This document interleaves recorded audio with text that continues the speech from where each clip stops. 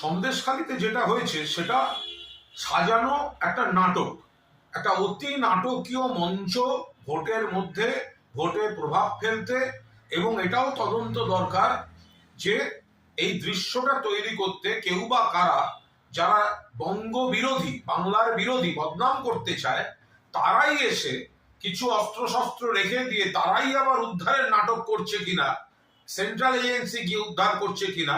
ফলে বাংলাকে বদনাম করতে, ভোটের মুখে ভোটকে প্রভাবিত করতে এটা একটা সাজানো নাটক। কিন্তু এক্ষেত্রেও বলবো, যদি আমাদের শত্রুপক্ষ নাটক করার জন্য, বদনাম করার জন্য ওই এলাকায় অস্ত্র ঢুকিয়ে থাকে, তাহলেও সেটা পুলিশের গোয়েন্দা নেটওয়ার্কের নজরে আনা উচিত ছিল, থাকা উচিত ছিল। কারণ যেহেতু সন্দেশখালিটা এরকম সেন্সিটিভ এবং যে কোনো জায়গায় আমাদের শত্রুপক্ষ